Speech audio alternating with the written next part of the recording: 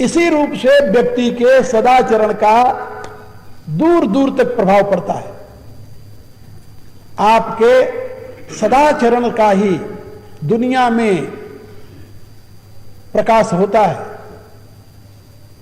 और सदाचरण जो है वो व्यवहारिक है, पारमार्थिक नहीं। आपका ज्ञान बहुत बड़ा हो, आप बहुत बड़े ज्ञानी हो, लेकिन आचरण आपका ठीक न हो, फिर वो ज्ञान किस काम का? आप बड़े तत्वज्ञ हो, ब्रह्मज्ञ हो, लेकिन लोगों से व्यवहार आपका ठीक नहीं है। बड़े तत्वज्ञ होंगे आप, अपने घर बैठे रहे, लोगों को तो उससे कोई लाभ नहीं है, और न तो लोग उसका आदर करेंगे। आदर किसका करेंगे? आपके सदाचरण का। तो शीलवान जो है, और सदाचरण का सबसे मुख्य लक्षण क्या है? दूसरे के दुख में काम आना, दूसरे के दुख को दूर करने में सहयोगी बनना। जो दूसरे की विपत्ति में, जो दूसरे के दुख में उसे दूर करने के लिए सहायक नहीं बनता, उसको कोई सदाचारी नहीं कहता। यदि कोई ये कहे कि मैं तो झूठ नहीं बोलता, मैं अपने घर से निकलता हूं सवेरे, अपने दुकान पर जाता हूं, वहां बड़ी ईमानदारी के साथ रहता हूं, वहां से आता हूं, अपने बाल बच्चों के साथ जिंदगी बिताता हूं, मैं झूठ नहीं बोलता, मैं मांस नहीं खाता, मैं मदिरा नहीं पीता, मैं जुआ नहीं खेलता, मेरे में कोई दुराचार नहीं है, लेकिन मैं अपने रास्ते आता हूं, अपने रास्ते जाता हूं, बताओ मेरा उद्धार हो जाएगा कि नहीं? तो क्या कहेंगे आप? मेरे से कोई पूछेगा तो मैं तो कहूंगा कि नहीं भाई, इससे तुम्हारा उद्धार तो होने वाला नहीं। और तुम्हारी स्थिति जो है ये मनुष्य की स्थिति ही नहीं है मेरे विचार में। तो ये मानव मनुष्य का कर्तव्य ही नहीं है। दुनिया में सबसे हम्बल जगह अंग्रेजी में कहते हैं भद्र, एक पशु होता है जिसका नाम है गधा। वो अपने रास्ते आता है, अपने रास्ते जाता है, जितना बोझा उस पर लाद दो कभी चू नहीं करता बेचारा। और सिंह भगवान ने दी नहीं, वो किसी को मारता नहीं, और शुद्ध शाकाहारी है, शुद्ध शाकाहारी, किसी का कुछ नहीं बिगाड़ता हो, लेकिन लोग उसकी पूजा नहीं करते। बल्कि यदि किसी को यदि दुत्कारना होगा तो क्या कहेंगे? है गधा। बेचारे की निंदा ही होती, उसने क्या बिगाड़ा किसी का? किसी का कुछ बिगाड़ा है उसने? गधे ऐसा कोई भद्र प्राणी मुझे तो कोई दिखाई नहीं दिया भाई। आप लोगों को कोई दूसरा दिखाई दिया हो तो बताओ। लेकिन वो उससे ये नहीं कहा जा सकता कि वो पूजनीय है या कल्याण का भाजन बन जाएगा। इसी रूप से जो लोग ऐसे जीवन बिताते हैं वो मनुष्य कहलाने के भी अधिकारी नहीं है। ये तो पशु योनि का एक लक्षण है, क्योंकि उन्होंने अपने बाल बच्चों के सिवा किसी को जाना ही नहीं, पहचाना ही नहीं किसी को।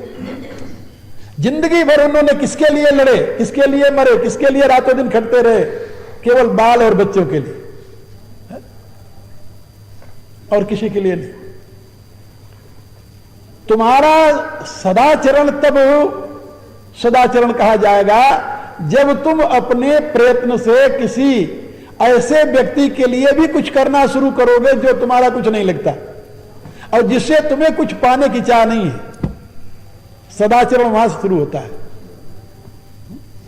ये तो दुर्गा सप्तशती में आया है कि ये चिड़ी जो है ना, चिड़ी ये भी उड़ती है, जाकर के चारा उठाकर लाती है, अपने बच्चे के मुंह में डालती है। देखा होगा आप लोगों ने। ये काम तो चिड़ी भी कर लेती है जो तुम करते हो, इसमें कौन सा सदाचरण रखा हुआ है? जो व्यक्ति पेट और परिवार, ये दो शब्द हैं, याद रखना। जो व्यक्ति अपने संपूर्ण जीवन को केवल पेट और परिवार तक सीमित रखता है वो तो मनुष्य कहलाने का भी अधिकारी नहीं है। शास्त्र की दृष्टि से उसको मनुष्य नहीं कहा जा सकता। इसलिए शीलवान पुरुष वो कहा जाता है जो हमेशा दूसरे के दुख को दूर करने में सक्रिय हो। धर्म नकारात्मक नहीं है, याद रखना। आप किसी को दुख नहीं देते तो आप धर्मात्मा नहीं हैं। ना ना, बिल्कुल नहीं। भेड़ ने आज तक किसी को दुख नहीं दिया। भेड़ तो जानते हो आप लोग, हाँ, किसी को दुख नहीं दिया उसने। लेकिन वह गऊ नहीं बन जाती। गऊ दूध देती है केवल अपने बच्चे के लिए नहीं। किसके लिए देती है? दूसरों के लिए।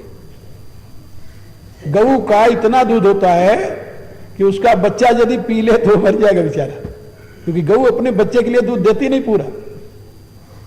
उसका दूध तो मनुष्य के लिए। पश्चिम में एक बार कुछ वेजिटेरियनिज्म में विश्वास रखने वालों से चर्चा हो रही थी, तो उन लोगों ने मेरे से कहा कि ये गऊ का जो दूध है, दूध जो है ये भी नॉन वेजिटेरियन है। क्या कैसे भाई, नॉन वेजिटेरियन कैसे हो गया दूध? दूध तो अमृत हम मानते हैं, हमारे यहाँ आयुर्वेद धर्मशास्त्र में दूध अमृत माना जाता है। क्या ये दूध भी तो गऊ के खून से बनता? अरे हम कहा बुद्धू, गऊ के खून से दूध कैसे बनेगा रे? किसी गाय को तुम यानी पिला करके खिला करके दूध निकाल लो उससे, तो फिर दूध कैसे बनता है? दूध बनता है वात्सल्य से। कैसे बनता है दूध? वात्सल्य से। और उसका वात्सल्य केवल अपने बछड़े के लिए ही नहीं होता, पालक के लिए भी होता है। इसीलिए गऊ को हमारे यहां यज्ञ पशु कहा गया है, यज्ञ पशु। क्योंकि गऊ का गोबर, गऊ का मूत्र, गऊ का दूध, गऊ की दही, गऊ का घृत, गऊ का मक्खन, ये जो सारे पदार्थ हैं ये सब यज्ञ के काम आते हैं। और गऊ की रचना ही परमात्मा ने यज्ञ के लिए की है, ऐसा शास्त्र में बताया गया, वेद में बताया गया। गऊ सामान्य रूप से यदि अपने दूध को केवल बछड़े को पिला दे, बच्चा बछड़ जो कुछ है, तो वो बच्चा मर जाएगा, वो जिएगा नहीं। एक मैंने गाय खरीदी यहीं से, लुधियाना से, तो उसको ट्रक पर लाद करके यहां से ले गया, हमारा आदमी आया, तो वो ट्रक वाला जो था वो उन दिनों सड़क नहीं बनी थी हमारे यहाँ, पुल नहीं बना था, तो सूरजपुर में उतार दिया। वहां से हम लोग पैदल जाया करते थे। तो हमारा जो आदमी था उसने कहा कि हम यहां से इसको गाय को पैदल ले जाएंगे।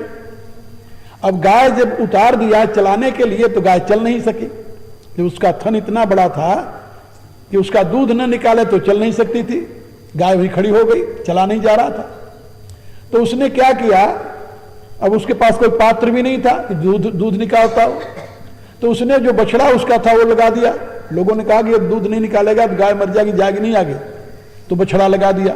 अब बछड़े सोचा कि बछड़ा कुछ दूध पी लेगा तो कम हो जाएगा, बछड़े को दूध पिला दिया। जब वो आगे लेकर चला थोड़ी दूर तो फिर गाय नहीं चली। फिर एक आदमी से मंगा करके बाल्टी, उसमें दूध निकाला, उसका दूध निकाल करके फिर अलग किया, फिर लेकर चला।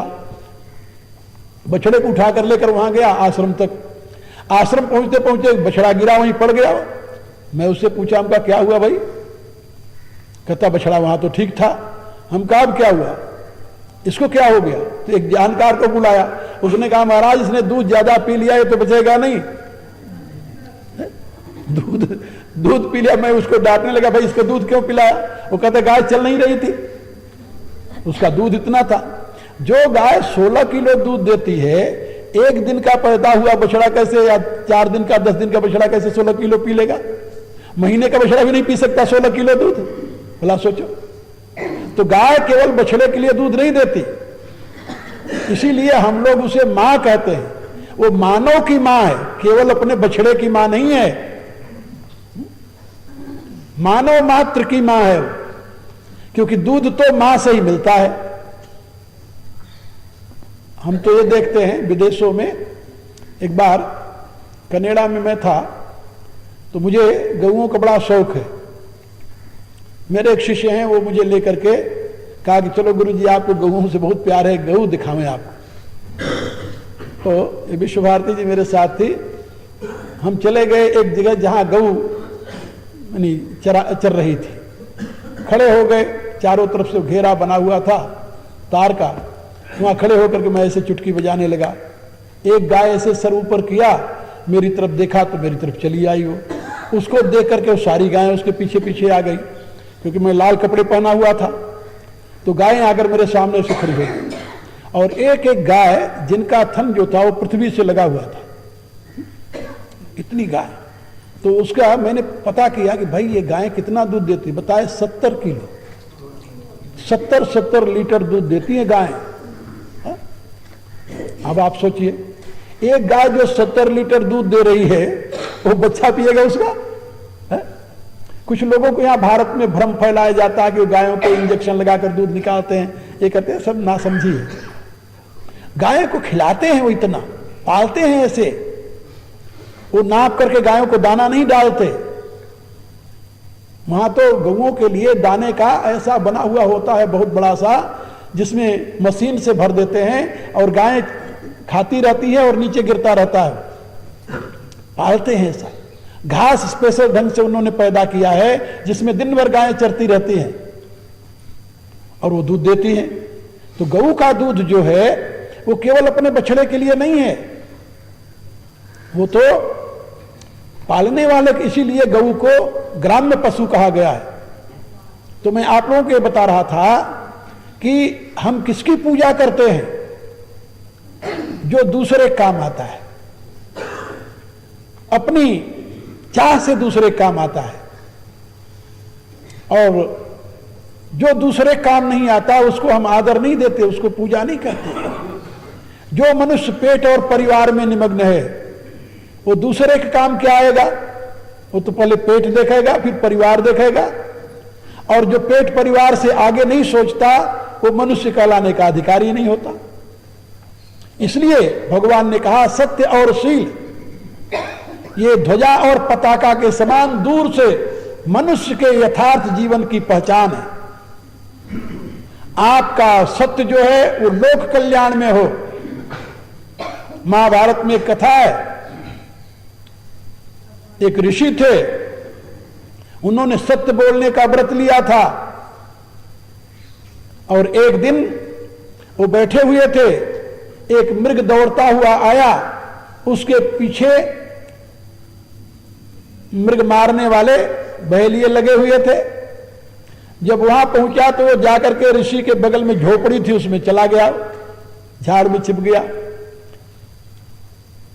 तो वो जो उसके पीछे आ रहे थे मृग को मारने वाले, उन्होंने महात्मा जी से पूछा कि आप तो सत्यवादी महाराज हैं, आप बता सकते हैं कि मृग कहां गया? उन्होंने कहा उस झोपड़ी में गया। छोड़िए, उन्होंने जाकर उसका वध कर दिया।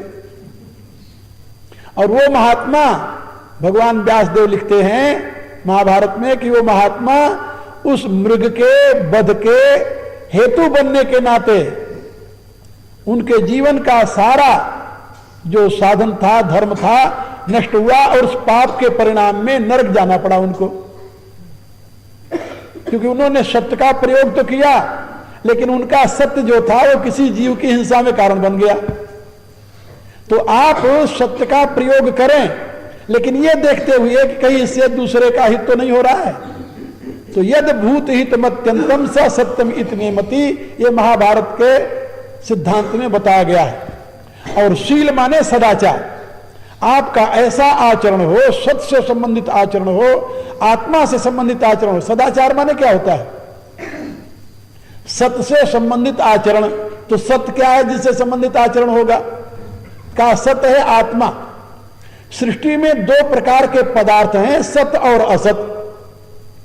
ये सृष्टि में दो पदार्थ है, सत्य और असत। और इनका लक्षण क्या है? कैसे हम जाने कि ये सत पदार्थ है या असत पदार्थ है? तो भगवान ने गीता में उसका लक्षण बता दिया। नास्तो विद्यते भाव, ना भाव विद्यते स्तर का ये लक्षण है। जो एक रूप में रहता है वो तो सत है, और जो बदलता रहता है वो असत है। सीधी सी बात उन्होंने बताई। इस श्लोक के ऊपर विद्वानों ने बड़े बड़े लेख लिखे बिना, और जिसका कोई प्रसंग ही नहीं है, लेकिन सरल शब्दों में भगवान ने सत असत की व्याख्या कर दी कि जो प्रतिपल परिवर्तित हो रहा है वो असत है, और जो एक रस बना हुआ है वो सत है। तो आप तो जानते हो, जब पैदा हुए थे तब से लेकर अब तक की पैदा हुए थे तब से घटना तो नहीं मालूम होगा, लेकिन जब से जानकार हुए 3 साल 4 साल 5 साल के हुए तब से लेकर अब तक की घटना आपको याद है।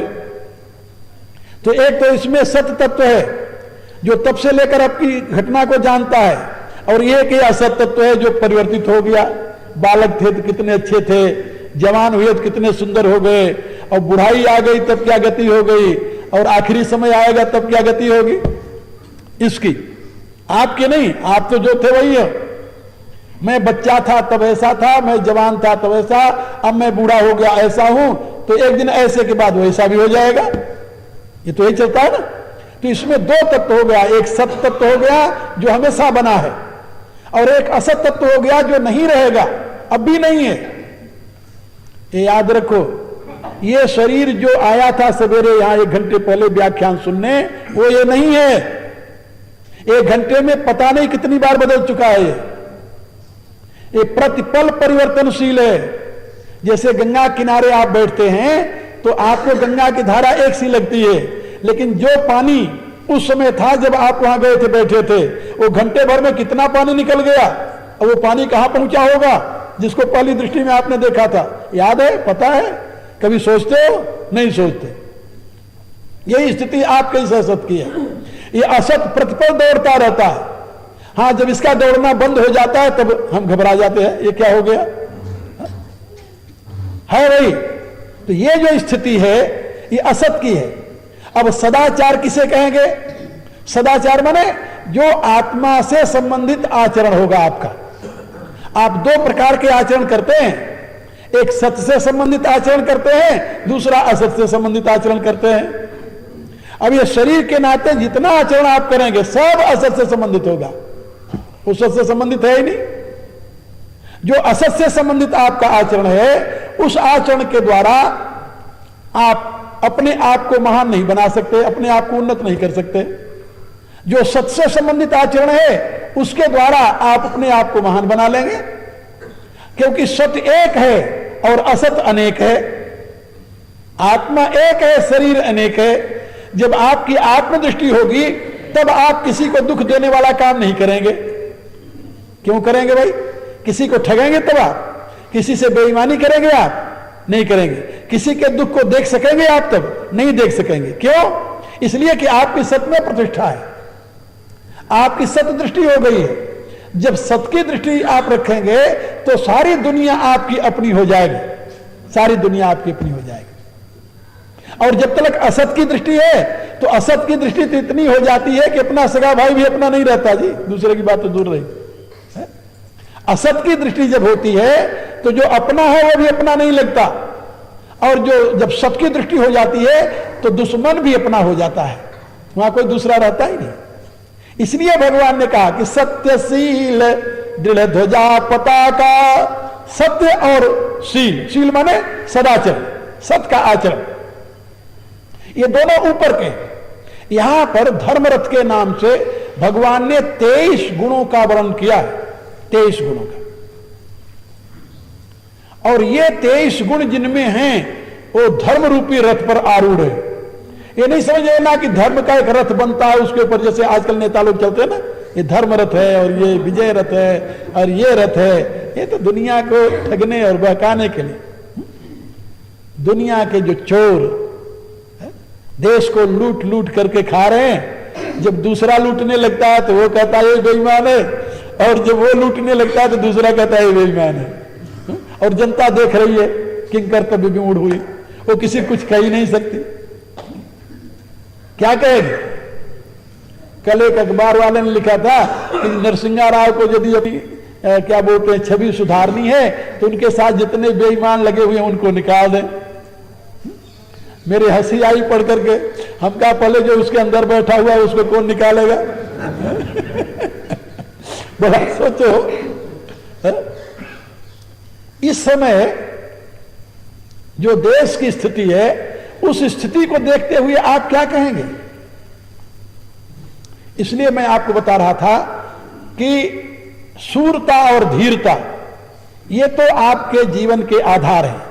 सत्य और शील, इससे आपके जीवन का प्रकाश दुनिया में फैलता है, दूर दूर तक आपकी ख्याति फैलती है, आप जाने जाते हैं। सत्य के आधार पर जो आचरण करेंगे वही सदाचार होकर शील कहा जाएगा। इसलिए सत्य और शील को एक साथ भगवान ने कहा है। सत्य और शील को ध्वजा और पताका कहा है। ध्वजा और पताका दोनों ऊपर होते हैं रथ के। पताका और ऊंचा होता है, ध्वजा उससे छोटा होता है, लेकिन ध्वजा दृढ़ होता है और पताका जो है वो छोटा सा होता है। जैसे आप लोग मंदिर में देखते हैं ना, पताका चढ़ाते हैं। आपके यहाँ पंजाब में झंडी कहते हैं क्या? झंडा कहते हैं?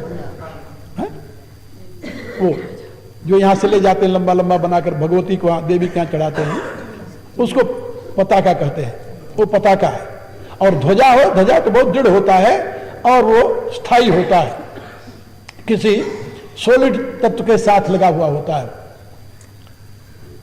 तो सत्य और शील, सत्य ध्वजा है, शील पताका है। आप ऊपर से जाने जाते हैं। अब सत्य और शील हो गया ऊपर का, सूरता और धीरता हो गई नीचे की। नीचे की माने अंदर की। सूरता और धीरता आपके अंदर और सत्य और शील आपका बाहर प्रकाशित हो रहा है। लेकिन जीवन में गति कैसे आएगी? इस रथ को आगे कैसे बढ़ाओगे? तो भगवान ने कहा कि इसके 4 घोड़े हैं। बल विवेक दम परहित घोड़े। 4 घोड़े हैं इस धर्म रूपी रथ में लगे हुए। कौन कौन से? बल विवेक दम परहित। बल है, विवेक है, दम है और परोपकार। ये 4 घोड़े हैं। जैसे घोड़े रथ को आगे ले जाते हैं, ऐसे ये 4 गुण जो हैं यही आपके जीवन को आपके लक्ष्य तक ले जाने के लिए साधन है। आपका जीवन अपने लक्ष्य तक तब पहुंचेगा जब ये चारों को आप अपनाएंगे। बल, निर्बल आदमी पहले बता दिया, उसके लिए जगह नहीं है। बल का अभिप्राय यहां पर शारीरिक बल से ही नहीं है। फिर कौन सा बल है? आत्मबल। बल विवेक, और बल के साथ हो विवेक। बल है विवेक नहीं है तब तो आसुरी बल हो जाएगा। आप क्या समझते हो जो डाकू हैं ये साहसी कम है? बड़े साहसी होते हैं, तभी तो दिन में डाका मारते हैं, साहस करके ही करते हैं ना। लेकिन विवेक नहीं है, आत्मबल तो इनके पास है। कर्नल टाड ने लिखा है अपने राजस्थान के इतिहास में कि जितना आत्मबल राजपूतों को था, उस आत्मबल से सारे विश्व पर शासन करने में सक्षम थे। लेकिन दुर्भाग्य यह था कि इनके पास विवेक नहीं था, आपस में ही लड़कर मर गए सारे। तो बल के साथ विवेक का होना बहुत जरूरी है, और दम के साथ परहित का होना बहुत जरूरी है। आपने देखा होगा रथ में 4 घोड़े होते हैं, उसमें से 2 आगे होते हैं, 2 उनके पीछे होते हैं। ऐसे 4 घोड़े बगल में नहीं होते, 2 आगे होते हैं, 2 पीछे होते हैं, फिर वो रथ को आगे ले जाते हैं। तो जो 4 घोड़े हैं यहां पर वो कौन कौन से हैं? कहा बल विवेक और दम परहित। ये बल और विवेक घोड़े तो आगे आगे हैं, दोनों चलते हैं, और दम और परहित के घोड़े पीछे पीछे चलते हैं। अरे बल होगा तभी तो किसी की रक्षा करोगे, विवेक होगा तभी तो आप दूसरे काम आओगे। इंद्रियों का दमन सब नहीं कर सकता, आत्मबल वाला ही इंद्रिय दमन कर सकता है। दम माने इंद्रिय दमन, संयम। और जो स्वयं विषयी आदमी है दूसरे के हित क्या करेगा? तो दम के साथ परहित लगा हुआ है, बल के साथ विवेक लगा हुआ है, क्योंकि बिना विवेक के बल निरर्थक है और बिना बल के विवेक निरर्थक है, और बिना दम के परहित नहीं हो सकता। और परहित में निरत वाला व्यक्ति जो नहीं है वो कभी दम का पालन नहीं कर सकता। इंद्रिय संयमी वही हो सकता है जो दूसरे के भले में निरत हो, और जो दूसरे के भला करने के लिए तत्पर है वही इंद्रिय संयमी हो सकता है, अथवा इंद्रिय संयमी व्यक्ति ही दूसरे का भला कर सकता है, अन्यथा नहीं हो सकता। इसलिए इन 4 घोड़ों को जो भगवान ने यहां पर बताया है ये बड़ा ही सुंदर रूप है और एक दूसरे से संबंधित हैं। बल विवेक दम परहित घोड़े, और ये 4 घोड़े जो हैं ये 3 रस्सी से बांधे जाते हैं, क्योंकि जो पीछे वाले दोनों घोड़े होते हैं उनमें एक रस्सी बंधी हुई होती है बीच वाली, और जो आगे वाले दो घोड़े होते हैं उनकी एक रस्सी इधर होती है, एक रस्सी उधर होती है। तो जो रथवान है उसके हाथ में ये 3 रस्सियां होती हैं। इसको मोड़ना है तो ये रस्सी खींचेगा, ऐसे करेगा। आगे घोड़े को इधर करना है तो ये रस्सी खींचेगा। लेकिन पीछे जो 2 घोड़े चलते हैं उनके लिए एक ही रस्सी इशारा करेगा उनके पीछे चलने के लिए। तो तुलसीदास जी ने यहां पर कहा कि बल विवेक दम परहित घोड़े, का किस रस्सी से बंधे हुए हैं ये? का क्षमा कृपा समता रज जोड़े। का रस्सी 3 है, क्षमा की रस्सी है, कृपा की रस्सी है और समता की रस्सी है। बल के साथ यदि क्षमा नहीं है, बल के साथ यदि क्षमा नहीं है तभी बेकार है। बल तो निरर्थक हो जाएगा, वो तो दुनिया के नाश करने में ही लगा रहेगा। और इसी रूप से विवेक के साथ यदि कृपा नहीं है तब भी वो बेकार हो जाएगा। विवेकी आदमी अपने मन में कहता हमें तो कुछ लेने देना नहीं, दुनिया कल मरने वाली, आज मर जाए, तो वो विवेकी नहीं कहा जाएगा। इसलिए बल के साथ क्षमा और विवेक के साथ कृपा। कृपा माने दूसरे के लिए कर्म करना। कृपा शब्द का अभिप्राय है जो दूसरे के दुख को देख करके उसे दूर करने के लिए प्रयत्नशील हो जाता है, क्रियाशील हो जाता है, वो कृपा कही जाती है। दया और कृपा में थोड़ा सा अंतर है। दया जब हम देखते हैं किसी दुखी को, हाय हाय बेचारा बड़ा दुखी है, भाई तुम उसके लिए कुछ कर रहे, हम क्या कर सकते हैं? तो किसी दुखी को देखकर दुखी तो हो गए, लेकिन उसके दुख को दूर करने के लिए कोई प्रयत्न नहीं किया, उसको कहते हैं दया। दया तो आई लेकिन उसके लिए सक्रिय नहीं हुए। कृपा में क्रिया साथ लगी हुई है, क्रिय लगा हुआ है। और पा माने होता है रक्षण और क्रिय माने होता है क्रिया। क्रिय और पा ये 2 अक्षर जो हैं, क्रिय माने क्रिया, पा माने रक्षण। तो जो कृपा है वह उस दुखी के दुख को दूर करने के लिए तुरंत प्रवृत्त कर देती है मनुष्य को। करो इसको, इसके दुख को दूर करो, उसमें लगा देती है, वो आदमी सक्रिय हो जाता है। तो यदि विवेकी है तो वो कृपा उसके लिए चाहिए, और यदि बलवान है तो क्षमा उसके लिए चाहिए। और जो पीछे वाले 2 घोड़े हैं, कौन कौन से?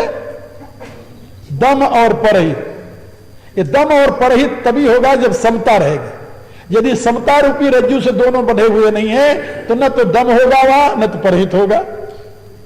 फिर तो आप अपने मित्र का हित करेंगे और अमित्र को दुख देंगे। परहित में मित्र और अमित्र नहीं देखा जाता। आप लोगों ने सुना होगा कि जिस समय यहां पर युद्ध चल रहा था गुरु गोविंद सिंह महाराज का मुसलमानों के साथ, तो उस समय जल पिलाने का काम एक को दिया था उन्होंने, उसका नाम था सेवादास। वो जो फौजी घायल हो जाते थे उनको जल पिलाता था, जिसका खून बहता था वो मांगता था पानी, वो दौड़कर पिलाता था। तो एक दिन देखा कि वो मुसलमान जो गिरा है उसको भी पानी पिला रहा है, जो हिंदू गिरा उसको भी पानी पिला रहा है, दोनों को पानी पिला रहा है। वो जो शत्रु का सैनिक है उसको भी पानी पिला रहा है, और जो गुरु का बंदा उसको भी पानी पिला रहा है। तो लोगों ने आकर के गुरुदेव से शिकायत की कि महाराज ये जो सेवादास है ये तो ये देखता ही नहीं, शत्रुओं को भी पानी पिलाता है और अपने सिपाहियों को भी पानी पिलाता है। कहा सही बात है, बोले बिल्कुल सही बात है। कहा देखा है, बोले बिल्कुल देखा है। तो उन्होंने सेवादास को बुलाया, कहा सेवादास ये लोग क्या कह रहे हैं? तो हाथ जोड़कर खड़ा हो गया। वो कहता कि मैं तो ये नहीं जानता कि कौन मेरा शत्रु है कौन मेरा मित्र है। मैं तो देखता हूं कि आपकी ज्योति मुझे पुकारती है कि पानी चाहिए, मैं तो आपकी सेवा में पानी देता। गुरु ने उसे हृदय से लगाया कि सच्चा सिख तू है, सही शिष्य तू है, जो हर एक दुखी के दुख को दूर करने के लिए तत्पर हो, वही सही माने में परमात्मा का प्रिय है। और जो ये पहचाने कि नहीं ये तो हमारा नहीं, ये तो उसका है, दुख की अवस्था में अपना और बेगाना यदि देखने लगे तब वहां पर दुख दूर करने की प्रक्रिया नहीं रही। और उसका आज भी सेवादासी संप्रदाय अलग चलता है। आप लोगों ने सुना होगा सेवादासी संप्रदाय। तो ये जिसके दिमाग में बात आई कि सब परमात्मा के बंदे हैं, सब परमात्मा के हैं, सब परमात्मा स्वरूप हैं, इनकी सेवा करनी है, वहां पर ये भाव तभी आएगा जब समता होगी, बिना समता के भाव नहीं आ सकता। इसलिए परहित के लिए समता चाहिए और दम के लिए भी समता चाहिए। आप अपनी इंद्रियों का दमन तभी कर सकते हैं जब आप में समता हो। यदि आप में समता नहीं है तो आप अपनी इंद्रियों का दमन कर ही नहीं सकते, इंद्रियों को कंट्रोल कर ही नहीं सकते। विषमता में यदि आपने देखा कि ये तो कोई और है, ये कोई और है, फिर अपने इंद्रियों का संयम कैसे करेंगे आप? भोग की प्रवृत्ति तो सदा विपरीत भाव से होती है, समभाव में हो ही नहीं सकती कभी। तो ये जो दृष्टि है, इसके लिए भगवान ने बताया कि क्षमा और कृपा, क्षमा रूपी रज्जु एक तरफ है, कृपा रूपी रज्जु दूसरी तरफ है। और वह क्षमा रूपी रज्जु जो है बल के साथ बंधी हुई है, और कृपा रूपी रज्जु जो है विवेक के साथ बंधी हुई है, और जो पीछे के दम और परहित हैं घोड़े, उनके साथ समता की रज्जु बंधी हुई है। अब इस प्रकार से रथ से युक्त आप उस रथ पर बैठे हुए ऐसी कल्पना करते हुए मेरे साथ प्रार्थना करें, अपने घर जाएं। कल फिर आगे की बात बताएंगे। ओम भूर्भुवः स्वः तत्सवितुर्वरेण्यं भर्गो देवस्य धीमहि धियो यो नः प्रचोदयात्। सर्वे भवन्तु सुखिनः, सर्वे सन्तु निरामयाः, सर्वे भद्राणि पश्यन्तु।